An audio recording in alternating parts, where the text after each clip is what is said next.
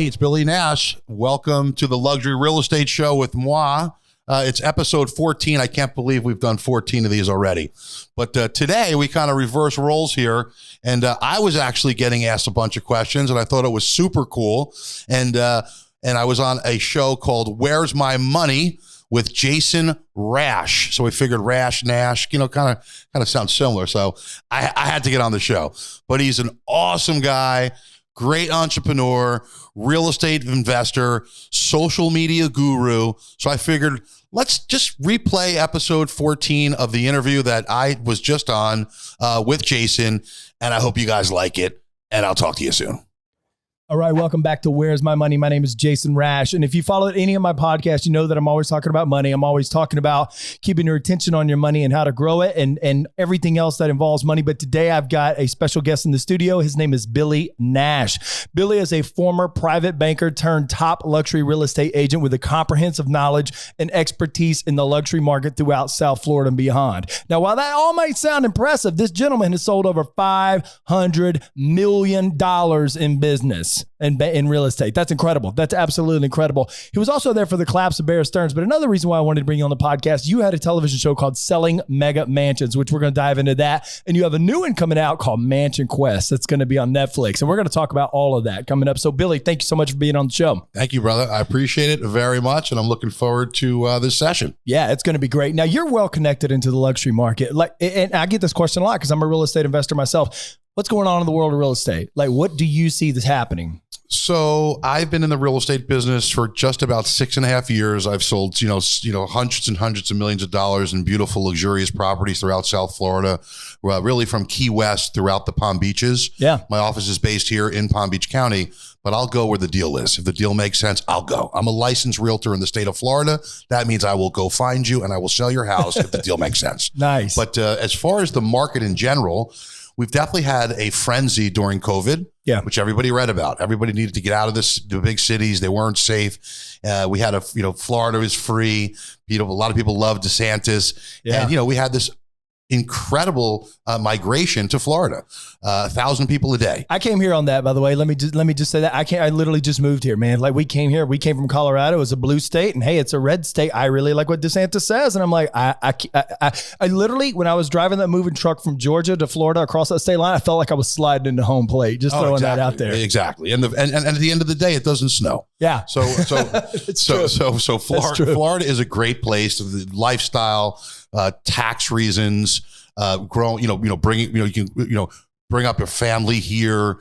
It's just an amazing place to live.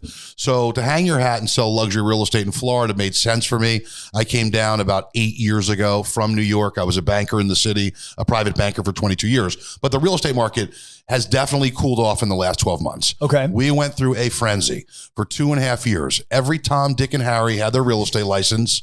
Right? Yeah. And the phone rang and somebody runs out and they bought a house for $7 million. I mean, it seemed like it was easy, easy. That's the problem. So here's the reality of it being easy. 1/3 of realtors in South Florida in the month of January did not renew their license. Just cut them right there. Just Bingo. Off with your head. So that's the first sign of a market getting back to normal. So right in April, when interest rates started to pump higher, which I think they will continue to do throughout 2023. I agree. The real estate market took, put its brakes on. So from a volume standpoint, to give the listeners an idea volume wise, we are down 1/3 in volume or transactions. And the luxury space has been holding in relatively strong. So there are still buyers out there, but it has moved from a seller's market to a buyer's market. If you're buying luxury real estate or any piece of real estate, you can again negotiate. What disappeared? Can you talk to me about that? Because there may be someone listening right now that doesn't really understand what a seller's market and a buyer's market is. So I'm going to keep it real simple. If you're in a buyer's market, you have the ability to negotiate a better price than what the property's on the market for. Got it. And sorry guys. Sorry, that's DeSantis calling you right now. That was DeSantis. Yo, I want to put an offer in. DeSantis wants to buy a $4 billion property. He's right. We're going to expand the governor's mansion over here. But he's like, I'm not going to be here too long because the time they get done, I'll be in the White House. Exactly. So I lost my train of thought. Buyer sellers market. Yeah. Okay. Excuse me. So buyer sellers. So in the seller's market, if I'm selling my property, I have more stability and can command a better price. Okay. Right. Because there are so many buyers out there, I can pick and choose, right? So in a seller's market, a buyer really doesn't have too much choice to negotiate, a fantastic deal. Yeah. Because in the last 2.5 years, there's 9 people behind him ready to make an offer. Right. Wow. So the seller pretty much dictated the process. That's right. Now it's shifted now to a buyer's market. Properties are sitting longer on the market, which is a sign of things cooling off. And also now you can make an offer of 10 or 15% below what the property is being offered. And you're not insulting anybody. No, not at all. Because at the end of the day, if it's a real seller and they have a realistic pricing, because that's the difference. You either have a real seller or you have a fantasy seller. Right. I talked about it in my podcast. Okay. Fantasy sellers waste your time. But, if it's a real seller, now you have the opportunity to negotiate and think it through. A lot of people came down, they meet a realtor and, guy running out shows them a community. They don't really know too much about the community in general and they end up buying it and they make a bad move and they pay top dollar for it. It's happened in the last 2.5 years. Yeah. Things are getting back to normal.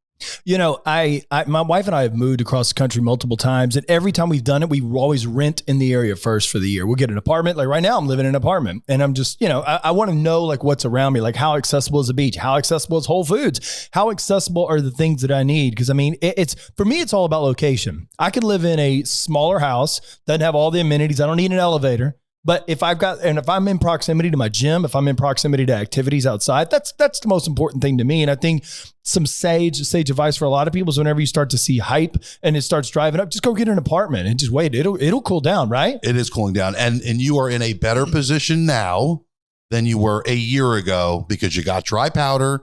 And now it's switching to being a buyer's market. Yeah. So I also actually have something that I could show you this afternoon, $2.5 million. We'll go look at it when the podcast is over. All right, let's go do it.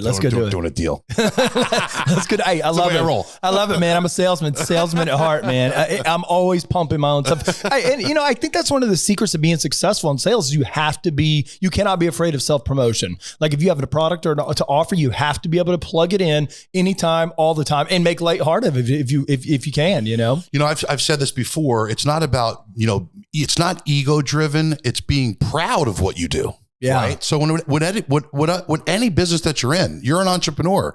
You're not going out there to say, hey, look what I did yesterday and you shove it in somebody's face.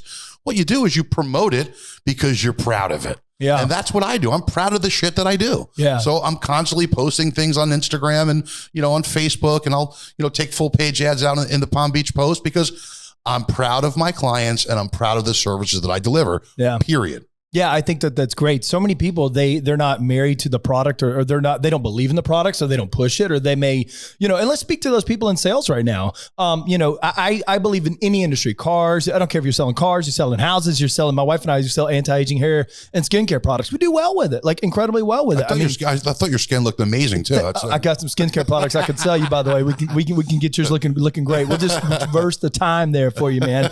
But I believe that, you have to be not a born salesman, but you have to be, proud of what it is you're offering. You got to believe it and you got to stand behind it too. And you got to be willing to purchase it yourself. Speaking of which, that takes me to the next thing. What is the highest, I just got to ask this out of my own personal, I'm just like, man, I got to know how this works. What is the highest property that you've sold? The highest dollar, am I asking that right? The highest dollar value property that you've sold?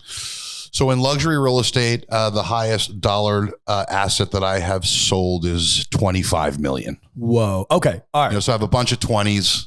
How much is the power bill on that? Like every month? I have to know. It's a lot. It's a lot. I'm just like, what is something like, all right. Tell me what does somebody do to buy a $25 million? Number one, are they paying with cash? Are they using a mix of stocks and options? I don't think they're using today's interest rates. So what do they do for a living? It's a good question. So, every buyer is different. There's a different personality to every buyer. There's a different personality to every seller. And they come from such a diverse background. You have entrepreneurs that have built a technology company that might have a liquidity event. You might have a third generation family wealth that might, be looking at property. My business is primarily, entrepreneurs and CEOs and chairmen of companies, that have had liquidity events, that have sold their businesses. So when I was in private banking, I also positioned merger and acquisition deals with our bankers. So on that side, the largest deal that I ever positioned, which had a large component of real estate, was one for $4 billion. Wow. And that was the Extended Stay America transaction. Wow. So we've been around the hoop with some really big ones. Yeah. But on the luxury real estate side, which I love, in the 20s is we've done a few of those. What is the, okay, so these guys that are purchasing these properties, guys and females as well. We don't want to leave you ladies out. They're obviously having a liquidity event. Like you said, they've sold their company. They've done something to generate a large influx of cash. Yes. Okay.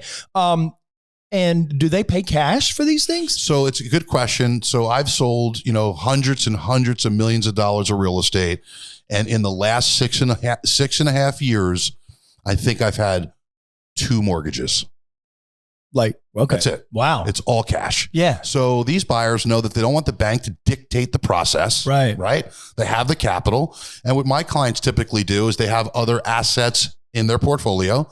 And what they'll do is they'll leverage those assets to write the check. Love it. Right. And then what they'll do is then they could, borrow against those assets and put some debt on it after the deal closes. Yeah. And we see that a lot. How do you build a network? Because I tell people all the time, your network is your net worth. And literally you're mining your network like every single day. Because they may not be ready this year to buy a luxury property. And by the way, what constitutes a luxury property? Are we talking like 2 million to 20 million and up? Listen, or what is it? That's a weird question because luxury is in the eye of the beholder. It can be, but I see a trailer park over here. That's what I'm saying. So I don't ever I don't tell somebody that that's below a certain amount of luxury. If it makes you feel luxurious, then it's luxury. There you go. Right. So that, if you could be on a fishing boat, eating, fresh tuna from the catch. That's luxurious, right? So to me, it's in the eye of the beholder. All right. So what's the lowest amount house you'll sell? Are you going to sell a $145,000 house? I won't sell any Disney timeshares. Let's put it that way. I love it. I love it, man. I love it. Let's go back to the network thing, right? Yeah. It's like, so I tell all my followers, I'm like, listen, your gold is always in the network. It's always in the network. How do you build a solid network? Because I know that there's people that think right now, like, I don't know anybody who makes $5 million. I don't know anybody that makes $20 million a year that does a liquidity event. This is CEO of large companies. How did you start? How long have you been building this thing? And what advice would you give for an individual to increase the value of the people in their network? So I learned this at a very young age that relationships matter. Right. 100. And it's not just transactions. So my business is built on relationships. I have clients that I can drip on for 5, 6, 7, 8, 10 years, and they might not do any business. But guess what? I'm around the hoop. Right. And sometimes you get the shot. Right. I mean, I have a client right now who's a friend, and he's in the process. He's an NBA champion team holder. And we talked yesterday. That's cool. And so he's thinking about, Florida. And I'm in a position that we've been kind of dripping on things over the last 3 or 4 years. When you say dripping, what does that mean? You drip. You reach out. Every few weeks and just touch base. Out of sight, out of mind. Right. Yeah, so you just got to have something non-salesy in front of them, right? Because I'm sincerely engaged in the things that he's doing. Like, I'm like, dude, I'm so proud of you. You just sold a piece of your team. That's right. Fucking awesome. Or you may watch the team, right, on TV. It happens to be the Milwaukee Bucks. Yeah. But, when I called them the other day and I wrote them an email, I was like, I'm so proud of you, dude. Yeah, that's great. It's cool to tell billionaires that you're proud of them. That's pretty awesome. Because then they know you put their pants on the same way.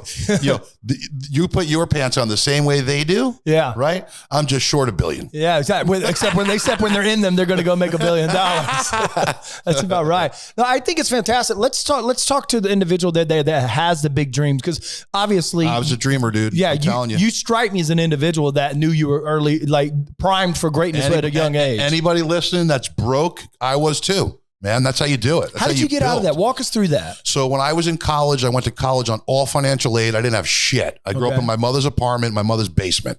I had an opportunity to go to college through the Equal Opportunity Fund, which was put in place for inner city kids that didn't have the dough, then they get you into this program. Got it. So I literally went to an academic boot camp 2 months before college started. Okay. And I got a couple of credits. And then I was thrust into the market, of college. And I was like, holy shit, I'm actually in college. Right. So I got really, really excited about money and banking. I actually got my real estate license when I was 18 years old. That actually didn't last long. Sure. Because at 18, I needed to make money. I became a waiter. So well, I mean, you needed college, it now. through college, I studied finance, banking, economics. And I had a professor in money and banking, Ken Harrison, who's probably 90 today, that I just loved. I loved the Wall Street Journal. I love reading about stuff, and I never had shit. Yeah. And being at the restaurant on the weekends working, I had a very affluent clientele. Right. And they talk about their trip to St. Moritz and Aspen and the Hamptons and their cars. And I just said, you know what? You could do that. I got to get rid of this Huffy that I'm riding this bike. So I got really, really dialed. That just dated you right there. Totally, the Huffy. dude, the Huffy. So I got really dialed in after college. I was just about to graduate, and the guy that I waited on said to me, "What do you want to do when you get out of school next week?" I said, "I want to be on Wall Street." And so he gave me an opportunity to work with him at Smith Barney in New York. That's so cool. Which was an amazing experience. I never got a paycheck. Literally, I've worked on commission my entire career. See, that's what I call opportunity. So, it's like, here's the phone, dude. Yeah. Make it happen. Yeah. See, that's what so many people are scared of, man. It's like they won't take a chance on themselves, man. But real opportunity does not come wrapped in a check that you get every single week trading your time for dollars. In my eyes, real opportunity comes from like, hey, look, this is a potential of what you have. Go put some work into it. Performance based. That's how I see it, actually, at least. And I was on the cover of a couple industry magazines throughout that career. I was known as one of the best cold callers in the country. I can open up new accounts. I mean, I was really good at it. And then I started calling chairmen of public and private companies and talking to them about merger and acquisition stuff because I wanted to differentiate myself from the pack. Yeah. Everybody was calling on stocks and bonds and the same bullshit. I wanted to call on, hey, if you want to sell your company, I have a team to help you, with that process. Right. So that was always my kind of lead in. So I cold called my whole life. I love it. Never afraid to pick up the phone. I mean, I had guys that would come in our office that looked at the fucking, they look at the phone, and they'd get nervous. Right. Oh my God, I got to actually pick that thing up. Right. It's like a 400-pound rock and they can't get it up. Dude, no $100 million guy is just going to go, you know what? Let me call that guy in New York that I never met before. And I don't even know his name. Right. The phone's not going to ring. Right. Pick up the phone. Right. I agree with you, man. And that takes me to the skill of sales. I mean, if you can learn to sell there, you can learn to sell anywhere. And this is what I love to convey to so many people. If you learn the skill of sales, even though you might not be happy at what you're selling now, you can transmute those skills into another area. 100%. Yeah. I don't care what you sell. Right. If you have the skill set and the drive and the dedication to do it, you can overlay any product. Yeah. Right. I don't care what you're selling. You just need to just sharpen up your tools and get out there and get it. Right. I love it, man. I love it. So earlier at the beginning of this, I alluded to the fact that you had a show on it was called Selling Mega Mansions. That's super cool. Tell me a little bit about that show and how it went down. So I was in my second year in real estate business. And one of the things that I've been known for is when I put something on the market, I want my listing videos and my listing photos. I always say this, to win Academy Awards. Like they got to be like off the friggin' charts. They got to look beautiful. Is this like a helicopter coming in from like a movie and it's like over the ocean and it pans up and it shows the picture? We do all that shit. So that's what I'm seeing in my mind. It's fun. So, and I love that side of the business. It's exciting. It's just because every property is unique. It has its own story. Yeah, right? So I agree. Fun. And I've dealt with the biggest of the biggest, entrepreneurs that own billion-dollar companies. I mean, it's just, NBA, the team owners, the Miami Dolphins, all that shit. I have them all as relatigetting Wow, that's super cool. But, and it takes years to build. It does. But as far as the,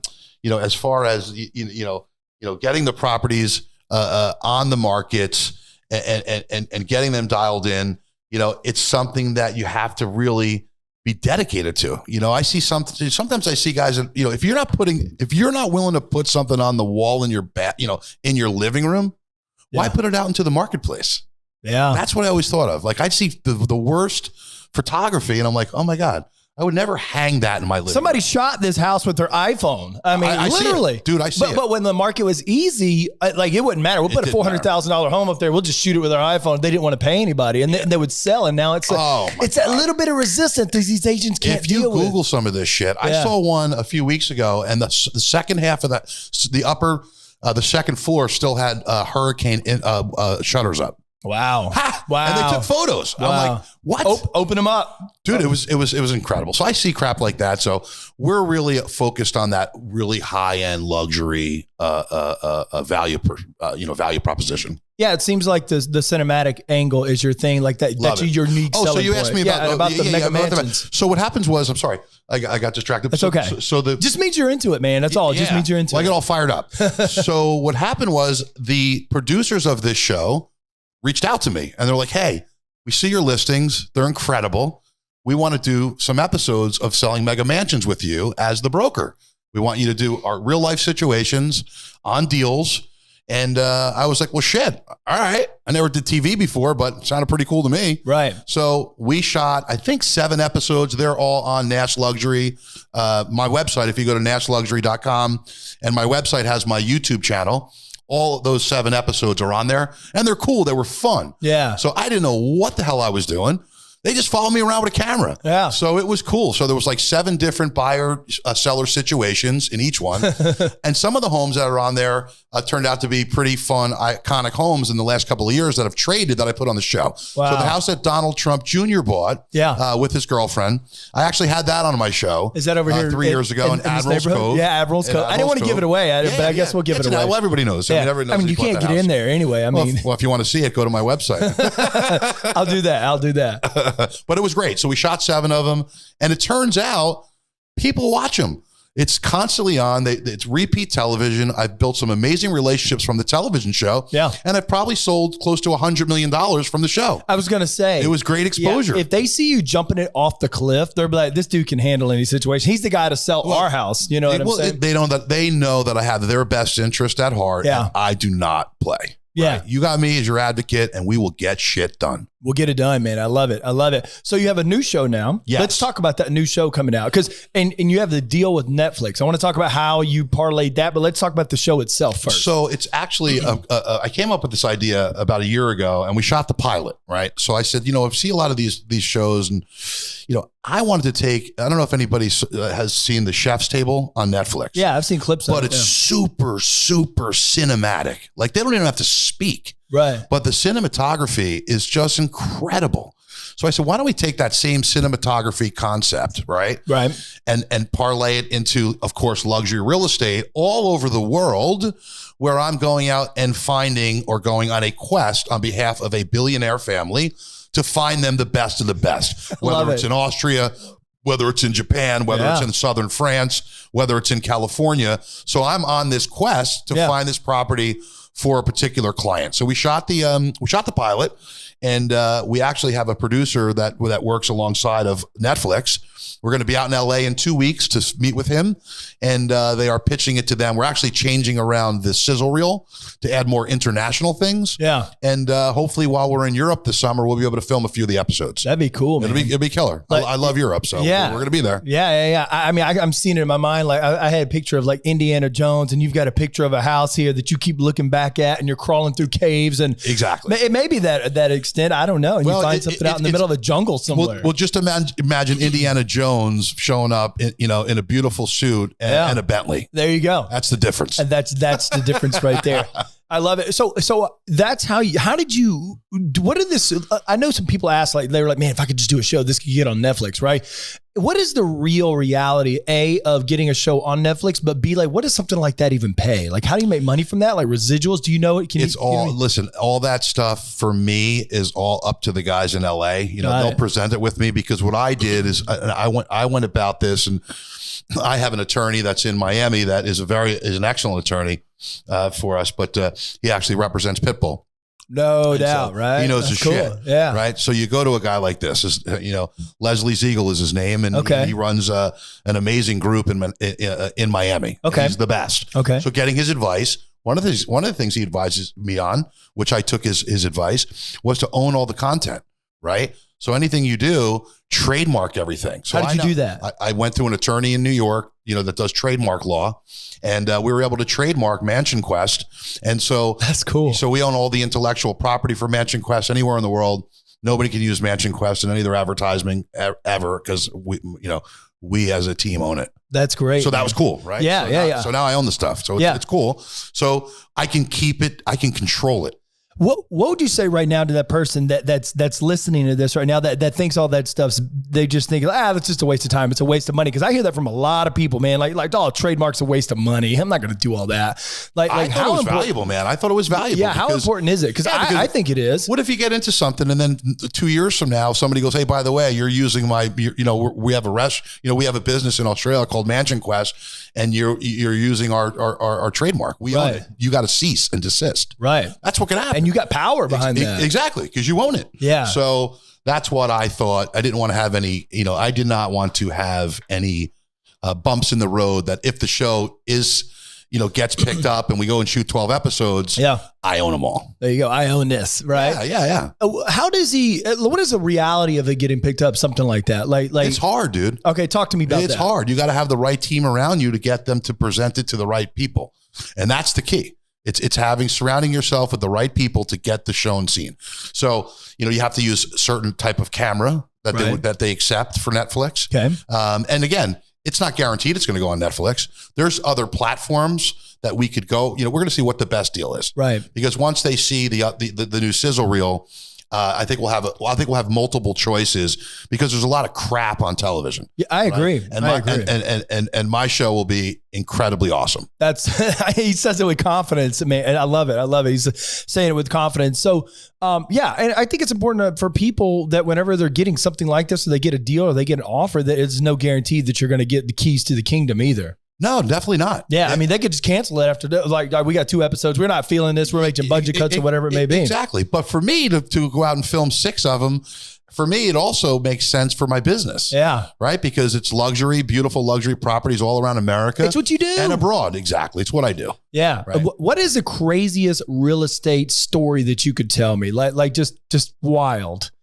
Or maybe it's a property where you walked into something and you didn't realize it was there. Or? If on my podcast, Luxury Real Estate with Billy Nash, which I do every Tuesday, I talk about a lot of crazy stuff that happens, right? And every deal to me, I've learned a lesson from. Absolutely. So everything you close, you learn something, right? So your toolbox gets stronger and stronger and stronger every deal, right? And I've had some crazy ones. What happens a lot, and this is something that I try to avoid, people get caught up in little things that can blow up the big things. Like what? And what I mean by that is I've had a client that was at the finish line for a transaction. And it was, I think, a $7 or $8 million deal right here on the Palm Beaches. And he was the seller. And there was an issue with the ice machine. Okay. An ice machine is probably about $700. Yeah. I mean, if that. He drew a line in the sand. The buyer wanted it replaced. He then said, absolutely not. I'm over this. We're going to cancel this deal. This deal almost fell apart over an ice machine. So let me get this straight. I solved it. I bought the ice machine. I was going to say, I just buy it. I bought it. I'll buy you a new one. But little shit like that. I mean, it happens all the time. Was it the buyer was asking for a new ice machine and the seller did not want to replace it because they felt it was good enough? Yeah, correct. Yeah, correct. That seems like a simple solution. Yeah, and he was going nuts. I mean, I thought his fucking left eyeball was going to pop out. He was freaking. So I sold Rosie O'Donnell's house. Okay. Right? Was she living in it? She would no. She thank God she wasn't living in it. I had the buyer for the house. So when we did that deal, she definitely voiced her opinion towards how she felt about President Trump with spray paint throughout parts of the house. Are you serious? So she spray painted in her own house? It was terrible. I hate Trump or something like that. It was a little bit different language. Oh, yeah, absolutely. Absolutely. This is a rated PG show, so I won't say it. It is. But I couldn't believe it. And Richard, we're going to have to make sure it stays PG. Yeah, sorry. I got a couple bleepers. Hey, man, you do you, man. It's all good. But yeah, so she spray painted the inside of the house. So, my client, my great relationship, well known in the area. But He knocked it down and built something incredible. So Really? when I get a lot of press that calls me when I do deals, going, oh, who was the buyer? You know, I don't give them any information, but it becomes public knowledge. But this particular deal, you know, they had called because they knew it was a very wealthy billionaire family that I have a great relationship with. And when they called, I said, I have no comment. And then I called them. I say, the press called me. They wanted to know if I had any comment. Again, I said, so you call them back. You tell them I'm knocking that thing down. I said, all right, perfect. I said, oh, by the way, we're knocking it down. We're knocking it down. There's nothing you can do about it. Bring the people out here and film it cinematically too, by the way. That's right. And now he built something on that property that is sick. Really? Incredible. So I noticed whenever I come out here, when I first moved out here, we just moved out here in August of 2022. The land, if you're on the intracoastal, I learned out what intracoastal is. That's access to the ocean from a waterway. Yep. Those lands are unbelievably expensive.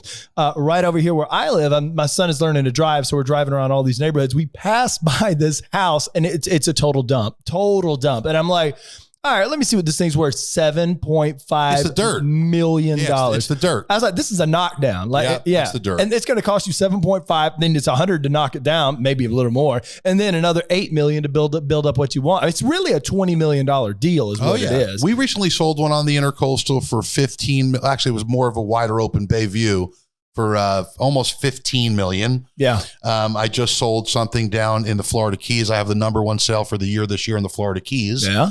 Last year was number 2. Year before it was a number 3 deal. But I just sold one in the Florida Keys. We were asking 17 million and we got very close to the ask. Question for you on that, because I know there's people out there like, man, if I jump into real estate, I could get that commission. That's like 6% commission. I'm like, whoa, it goes a little bit different with luxury real estate. Let's walk through that commission process, like high level. What does that look like? 6% for me. I don't charge anything below. And if somebody wants to hire somebody for less, then I'm not your guy. Wow. All right, hold on. Wait. Let's do the math here real quick. So let's go 17 million. I'm looking at my thing here. 17 million, 6%. So that means you pulled $1 million commission out of that.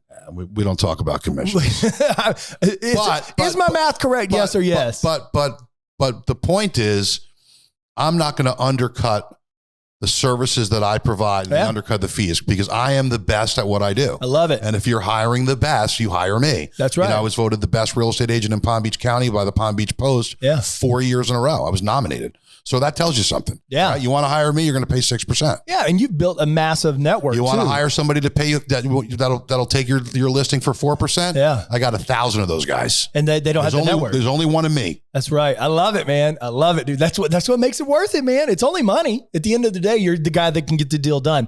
I was listening to you on another podcast and it was really cool, man, because you were talking about the same thing. Look, I put in the time. I'm the best in this business. I know what I'm doing. I have the network. And I think that's where a lot of people fail. And I'll tell you why.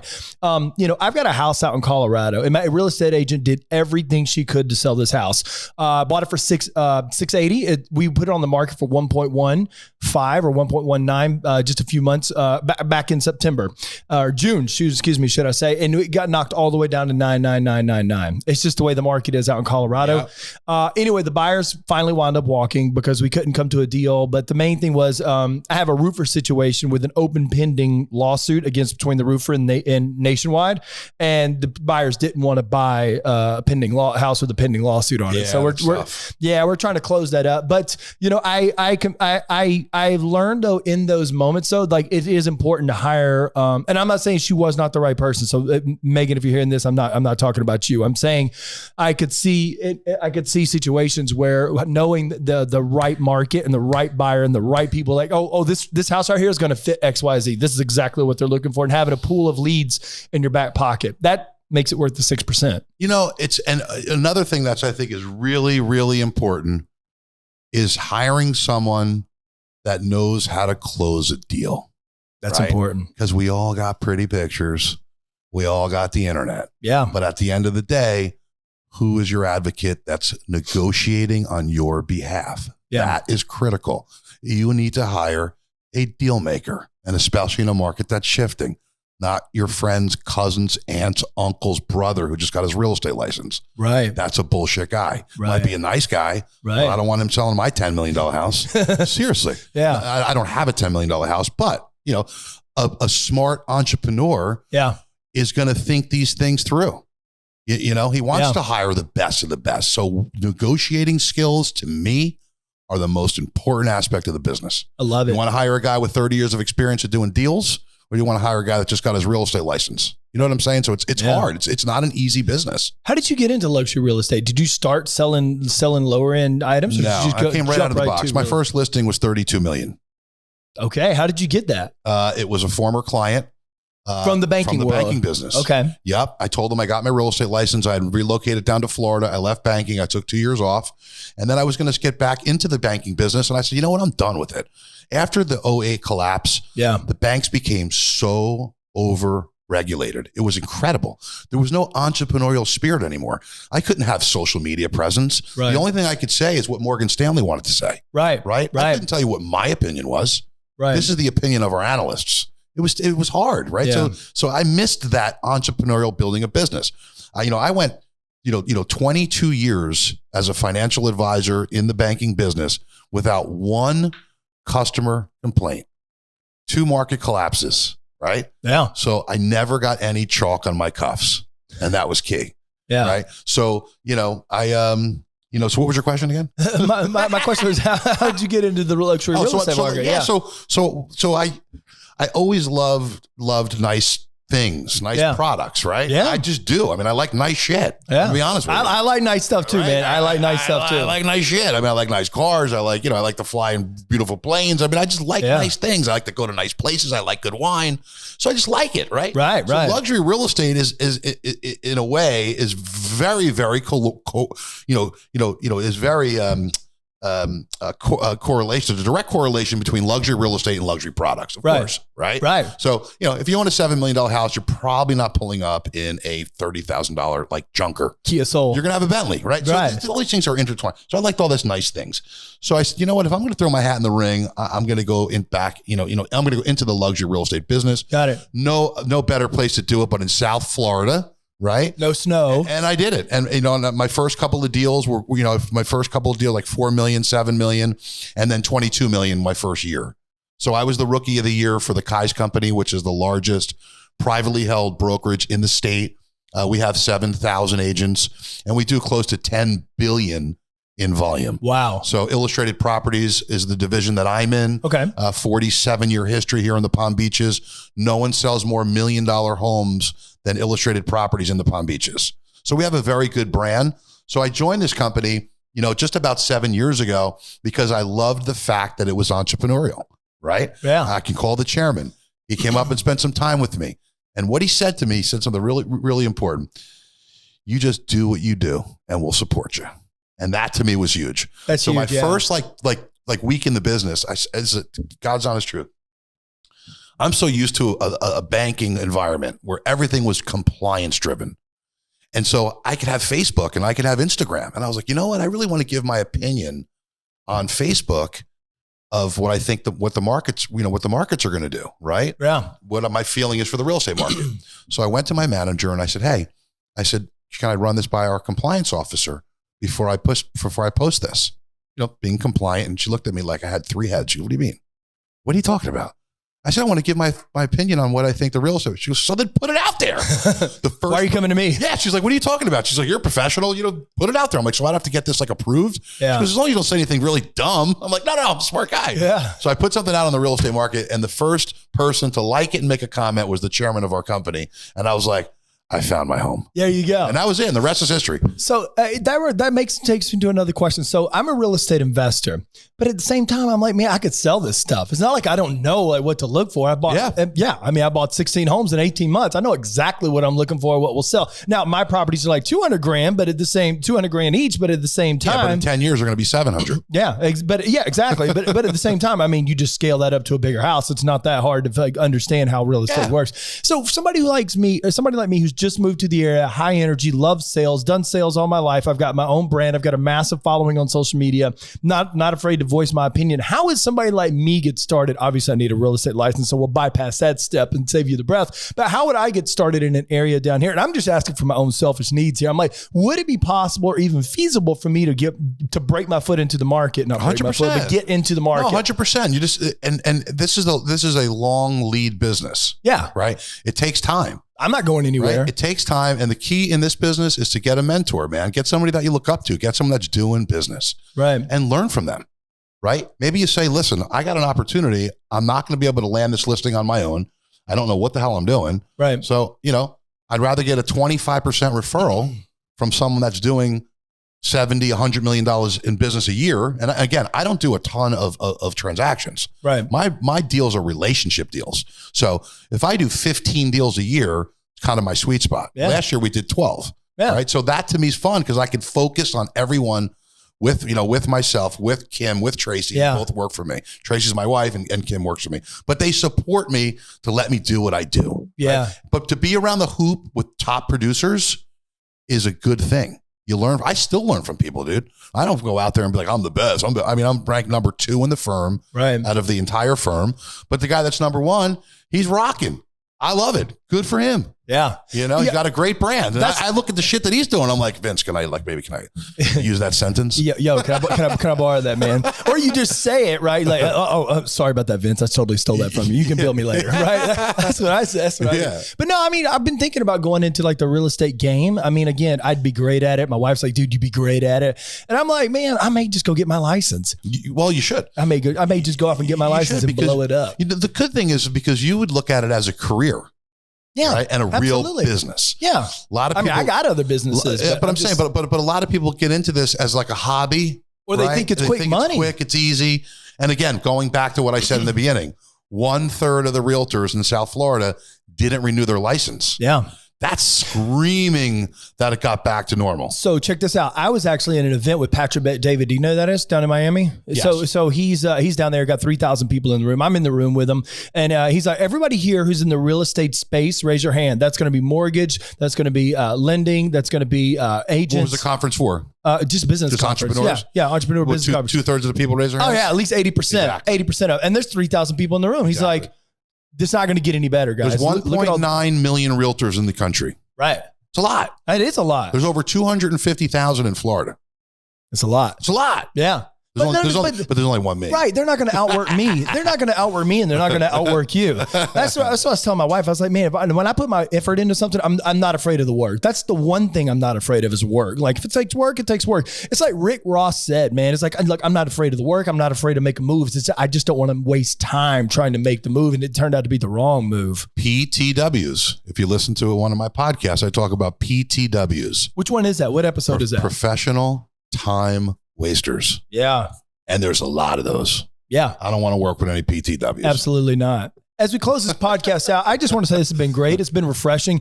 You know, Richard over here on the boards, he makes an appearance in quite a few of my Instagram reels. By the way, like I've got lots of people apparently in my other inbox on Instagram asking me who you are and if you're for hire. So I may pass those contacts off to you, or maybe some secondary work. I'm just throwing all that out there. But as we're coming to the end of this, I think your story is fascinating. How you've done this. You know, you've gone on. You started in the banking system. You've done the luxury real estate thing. You're still doing the luxury real estate thing, blowing it up, but you're able to set parameters and timelines. Like, hey, listen, look, I don't want to take on 100 people a year. Like, I just don't want to. You probably don't need to either. You just want like the right clients. Exactly. That mix of right clients. Because, I understand that individuals that have a lot of money, sometimes they can be the wrong client. I won't work with them. Right. I won't work with them. Yeah. See, the ability to say no is powerful. Absolutely. Right. And I can say no. And I fire clients. Yeah. I fired probably 3 people in 6.5 years. How do you do that? It's like, this isn't just going to work for me, Bob. I'm sorry. I'm not the right guy. Got it. Super simple. I was direct. Putting something on the next day for $9 million. I walked away from it. Yeah. The guy was not a nice guy. And I was like, I don't need that. Yeah. Because one window shuts and another one opens up. Because for that guy that's the total jerk. Yeah. There's 10 nice people. How long did it take you to learn that? It's interesting. I probably, as I got a little bit older, I'm 52 years old. I probably in the last 10 years, in the banking business, you can deal with some assholes because they were buying, $10 million worth of bonds and say, yeah, I'll take the order, whatever. But, right. And I was always a relationship guy, but I just want to deal with nice people. I mean, it's just like the way I am. I want to have a relationship. I don't want to just look at somebody like it's a dollar sign. A transaction. It's not what I do, man. Yeah. Like I drip, and if there's an opportunity to help, add value, then I come to the table on that side. That's cool. I don't shove something down somebody's throat. I make sure they understand what they're doing. They understand the market, and I want them to leave the table. When I'm representing 2 people, buyer and a seller, and it happens to me, I always tell them, you're not going to walk away from this table like, oh my God, I just crushed him. or you're going to, oh my God, I just got crushed. You're both going to walk away from this table and feel like you've won. That's what it's about. That's the key, man. That's good karma. That's the universe. That helps you. That comes back to you in tenfold. So that's the way I run my business. You know, we don't have 100 people working for us, you know, working for me. I don't want that. I don't want to babysit. I don't want to do, 300 deals. I mean, there's some great producers that I know. They're doing 300-400 deals a year. My friggin' eyeballs would pop out. That's 400 inspection reports. Yeah. I'll stick to the 10, 12, 15, 20 deals a year where I can give it 150% of my energy and time. I think that's key what you said, because if you're not able to give it 100% of whatever it is that you're trying to accomplish, then you're only giving like 20% over here to this person. And at the end of the day, you're not gonna, I've had to learn that in entrepreneurship too, because you don't learn that really as being an employee. You don't learn that. You learn that being an entrepreneur, like, oh man, I probably could have done a lot better on that deal. As we close this podcast out, first of all, I want to say thank you for your time. I know you're a busy man. Your phone is over here constantly dinging and ringing. It's probably my son going, where are you, Dad? When you coming to Gainesville? He's up in college. My son actually just went to Gainesville. He's 15. But now, what advice would you have for anybody that's out there that has the big dream, that has they want to make something of themselves, and they just I know it sounds super basic, but I really think that all massive success comes from the basic understanding of certain things and key elements and ingredients. I think that success takes time. A lot of people think it's quick and easy. You have to plant the seeds that will sprout your growth. And sometimes it takes a couple of seasons to see the green sprouts, but those green sprouts will eventually grow bigger and bigger. And that's how you got to think about the business. I think about branding and client, adding value to clients, relationships. That's all I think about. And then the business happens, right? So I don't go into the year saying, I have to do 15 deals this year. I have to do $100 million in business this year. I have no idea what I'm going to do this year, but I know I'm still focused on building my brand, servicing my clients, and always doing the right things for my clients, for my friends and my family, and also my colleagues. I'm a straight shooter. I would never hurt another agent. I never take something from another agent behind their back. That happens in this business. Yeah. But guess what? If you cross me, I'm done with you forever, because I would never do that to another individual. And that's why I run my business. So, and my website's cool. If anybody goes to my website, Nash Luxury, you see all this content and some killer houses. I call them my trophy sales. Yeah. And there's some trophies in there, man. Yeah, there is. I was just about to ask you, you're an interesting individual. And if you guys like my energy and you like my style, you'll love Billy's style. You'll love everything he's done. If you ever had the desire to get into real estate, or actually, luxury real estate. And if you find yourself watching any of those shows on Netflix already, by the way, you're going to love his style. It's like it's like over the top, which is super cool. I think it needs it, man. Where can people find you? So you can find me, the nashluxury.com website has direct links to me with my cell phone, all that stuff. I'm on Instagram, nash.billy is my Instagram handle. And our YouTube channel is Nash Luxury. If you subscribe to Nash Luxury, it's free, of course. And you see all of the properties. Our listing videos are up there for some incredible properties. We got the pilot for Mansion Quest up there, which was great. Mansion Quest. Yeah, which is kind of cool. And then we got a bunch of other stuff up there. So I really appreciate you bringing me on. And listen to my podcast. My podcast every Tuesday, the Luxury Real Estate Show with Billy Nash. And we talk about some crazy stuff. It's fun. Fantastic. Billy, thank you so much for being on Where's My Money?